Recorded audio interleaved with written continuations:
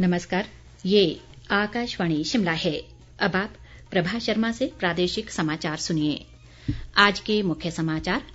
मुख्यमंत्री जयराम ठाकुर ने प्रदेश में कोविड संक्रमण से होने वाली मृत्यु दर को कम करने के लिए प्रभावी रणनीति बनाने के अधिकारियों को दिए निर्देश।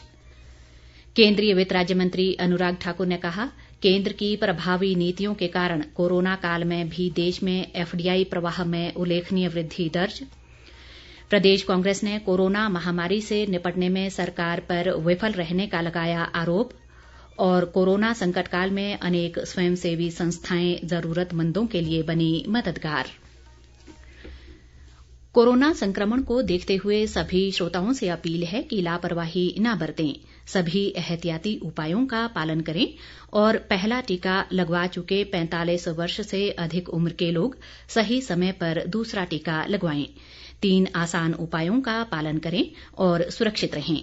मास्क लगाएं, 2 गज की सुरक्षित दूरी बनाए रखें, बार-बार हाथ धोएं और साफ सफाई रखें। अब समाचार विस्तार से। राज्य सरकार प्रदेश में कोविड-19 महामारी की स्थिति की लगातार समीक्षा कर रही है। इसी कड़ी में मुख्यमंत्री जयराम ठाकुर ने आज शिमला में एक समीक्षा बैठक कर संबंधित अधिकारियों को कोविड संक्रमण से होने वाली मृत्यु दर को कम करने के लिए प्रभावी रणनीति बनाने के निर्देश दिए। विस्तृत ब्यौरे के साथ हमारे विशेष संवाददाता। मुख्यमंत्री जयराम ठाकुर ने प्रदेश में कोरोना संक्रमण के प्रयास को रोकने के लिए समयबद्ध उपाय करने के अधिकारियों को निर्देश दिए हैं। आज शिमला में कोविड-19 की समीक्षा बैठक की अध्यक्षता करते हुए उन्होंने कहा कि कोरोना कर्फ्यू के सकारात्मक परिणाम आ रहे हैं। मुख्यमंत्री ने कहा कि कोरोना के नए मामलों में कमी आ रही है, मगर कोरोना संक्रमण से होने वाली मृत्यु को कम करने के लिए प्रभावी रणनीति बनाई जानी चाहिए। उन्होंने आशा कार्यकर्ताओं को पर्याप्त संख्या में मास्क, सैनिटाइजर और दस्ताने उपलब्ध करवाने को कहा। जयराम ठाकुर ने गंभीर मरीजों को होम आइसोलेशन से अस्पताल स्थानांतरित करने पर विशेष बल दिया ताकि उनका समय पर इलाज हो सके। उन्होंने कहा कि प्रदेश में विभिन्न अस्पतालों में भर्ती होने के 24 घंटे के भीतर करीब 38% और होम आइसोलेशन में 7.7% रोगियों की मौत हुई है। मुख्यमंत्री ने कहा कि प्रदेश में ब्लैक फंगस के 5 मामले सामने आए हैं, जिनमें से 4 का ऑपरेशन किया जा चुका है। उन्होंने दवाइयों, ऑक्सीजन कंसंट्रेटर, ऑक्सीजन सिलेंडर और अन्य जीवन रक्षक दवाइयों की श्रृंखला को सुदृढ़ करने पर जोर दिया। मुख्यमंत्री ने कहा कि प्रदेश में टीकाकरण की प्रक्रिया सुचारू रूप से चल रही है और अब तक 22,88,000 लोगों को वैक्सीन लगाई जा चुकी है। मुख्यमंत्री ने किसी भी प्रकार के ILI लक्षण वाले कोविड मरीजों की पहचान करने के अभियान की सफलता सुनिश्चित बनाने के उद्देश्य से प्रभावी तंत्र विकसित करने के लिए भी कहा। रितेश कपूर, आकाशवाणी समाचार, शिमला। केंद्रीय वित्त राज्य मंत्री अनुराग ठाकुर ने कहा है कि कोरोना आपदा से उत्पन्न परिस्थितियों में केंद्र सरकार द्वारा अपनाई गई प्रभावी नीतियों के कारण देश में एफडीआई प्रवाह में उल्लेखनीय वृद्धि दर्ज की गई है। उन्होंने कहा कि विदेशी निवेशकों ने कोरोना काल में भी भारतीय अर्थव्यवस्था पर भरोसा जताया है। अनुराग ठाकुर ने कहा कि वित्त वर्ष 2020-21 के दौरान देश में अब तक का सबसे अधिक करीब 6 लाख करोड़ रुपए का एफडीआई आया है, जो पिछले वित्त वर्ष की तुलना में 10% अधिक है। केंद्रीय मंत्री ने कहा कि ये आर्थिक सुधार भारत में व्यापार के खुले अवसरों को मोदी सरकार की कुशल नीतियों को प्रमाणित करता है। शहरी विकास मंत्री सुरेश भारद्वाज ने अमृत योजना के तहत शिमला शहर में चल रहे विभिन्न विकास कार्यों को युद्ध स्तर पर पूरा करने के अधिकारियों को निर्देश दिए हैं। आज शिमला में योजना के तहत विभिन्न कार्यों की समीक्षा बैठक के दौरान उन्होंने शिमला शहर के लिए 24 घंटे पानी की उपलब्धता के लिए चल रही योजना के तहत कार्यों में तेजी लाने के लिए सतलुज जल प्रबंधन निगम लिमिटेड के अधिकारियों को निर्देश दिए। सुरेश भारद्वाज ने बताया कि गुम्मा और गिरी में प्रमुख पंपिंग मशीनों को बदला गया है, जिससे बिजली दर पर होने वाले वार्षिक खर्च में 6 करोड़ रुपए की बचत हुई है। स्वास्थ्य मंत्री राजीव सैजल ने नालागढ़ में संत निरंकारी मिशन द्वारा स्थापित कोविड केयर केंद्र का आज शुभारंभ किया। इस केंद्र में 25 बिस्तरों की सुविधा उपलब्ध है। कोविड रोगियों के लिए मिशन ने ऑक्सीजन कंसंट्रेटर और ऑक्सीमीटर भी प्रदान किए। इस मौके पर स्वास्थ्य मंत्री ने कहा कि कोविड महामारी के इस संकट काल में संत निरंकारी मिशन द्वारा पीड़ित मानवता की सेवा के लिए विभिन्न स्तरों पर योजनाबद्ध प्रयास किए जा रहे हैं। सैजल ने कहा कि सोलन जिला में 200 बिस्तरों के ऑक्सीजन की सुविधा वाले मेक शिफ्ट अस्पताल को जल्द लोगों को समर्पित किया जाएगा। उन्होंने लोगों से कोरोना महामारी से बचाव के लिए टीकाकरण करवाने और सभी एहतियाती नियमों का पालन करने का आग्रह किया। ग्रामीण विकास व पंचायतीराज मंत्री वीरेंद्र कंवर ने कहा है कि ऊना जिले में कुटलैहड़ विधानसभा क्षेत्र के धार चामुखा, डरोह व चम्याड़ी सिंघाणा पेयजल योजना के सुदृढ़ीकरण के लिए एशियन डेवलपमेंट बैंक के माध्यम से 14 करोड़ 90 लाख रुपए स्वीकृत हुए हैं। उन्होंने कहा कि परियोजना के तहत स्वीकृत इस धनराशि से 3 वाटर ट्रीटमेंट प्लांट लगाए जाएंगे और पुरानी पाइपलाइन को बदलकर पंपिंग मशीनरी भी लगाई जाएगी। कंवर ने कहा कि जलापूर्ति के लिए क्षेत्र में अन्य योजनाओं पर भी कार्य जारी है। प्रदेश कांग्रेस ने राज्य सरकार पर कोरोना महामारी से निपटने में विफल रहने का आरोप लगाया है।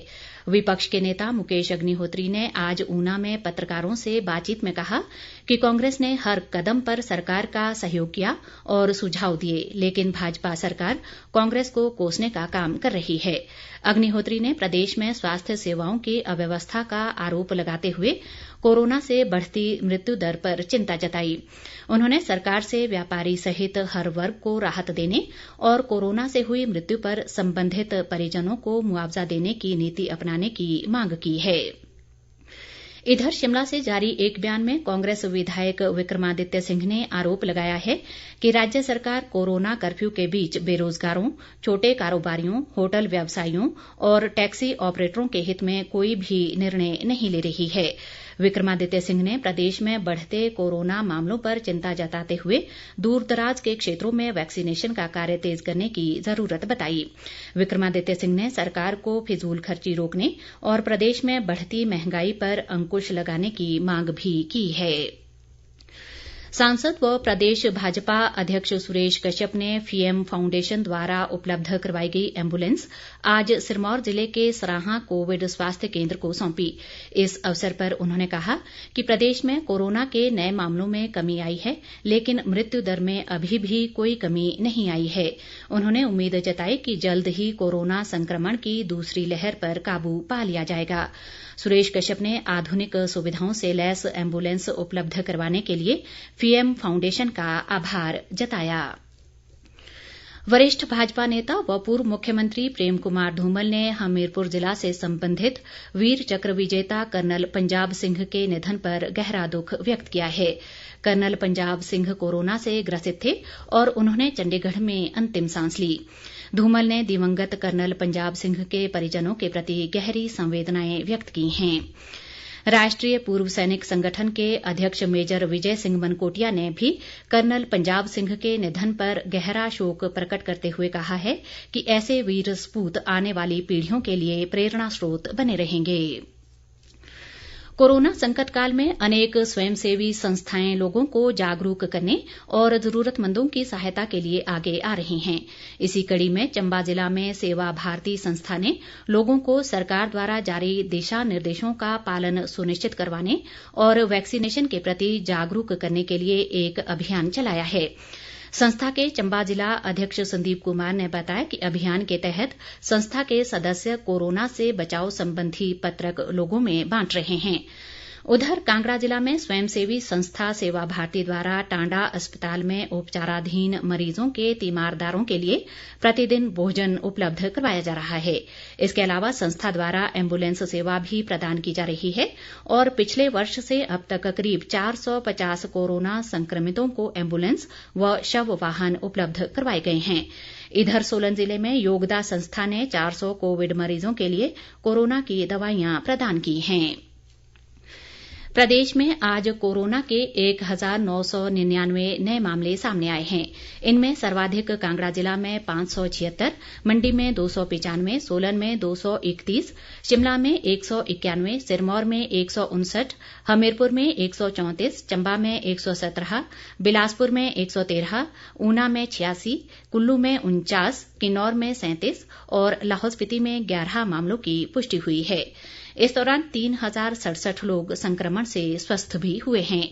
स्वास्थ्य विभाग द्वारा जारी बुलेटिन के अनुसार राज्य में कोरोना के कुल मामलों की संख्या 1,82,982 तक पहुंच गई है। इनमें से 1,57,031 लोग ठीक हो चुके हैं। राज्य में वर्तमान में कोरोना के 23,053 सक्रिय मामले हैं। प्रदेश में आज कोरोना से 60 लोगों की मौत हो गई है और इसके साथ ही कोरोना संक्रमण से मरने वालों की संख्या 2,873 हो गई है। पत्र सूचना कार्यालय शिमला द्वारा कोरोना महामारी के प्रति लोगों को जागरूक करने की पहल के तहत भारत सरकार के सूचना प्रसारण मंत्रालय की विभिन्न इकाइयों और प्रदेश में केंद्र व राज्य सरकार के विभाग की इंटर मीडिया प्रचार समन्वय समिति की बैठक आयोजित की गई। पत्र सूचना कार्यालय चंडीगढ़ की अपर महानिदेशक देवप्रीत सिंह ने वीडियो कॉन्फ्रेंस के माध्यम से बैठक की अध्यक्षता की। बैठक में लोगों को जागरूक करने और कोविड टीकाकरण को बढ़ावा दिए जाने पर विचार विमर्श किया गया। अंत में मुख्य समाचार एक बार फिर।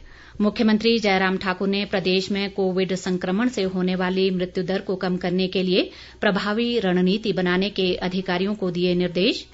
केंद्रीय वित्त राज्य मंत्री अनुराग ठाकुर ने कहा, केंद्र की प्रभावी नीतियों के कारण कोरोना काल में भी देश में एफडीआई प्रवाह में उल्लेखनीय वृद्धि दर्ज। प्रदेश कांग्रेस ने कोरोना महामारी से निपटने में सरकार पर विफल रहने का लगाया आरोप। और कोरोना संकट काल में अनेक स्वयंसेवी संस्थाएं जरूरतमंदों के लिए बनी मददगार। इसी के साथ ये समाचार बुलेटिन समाप्त हुआ। नमस्कार।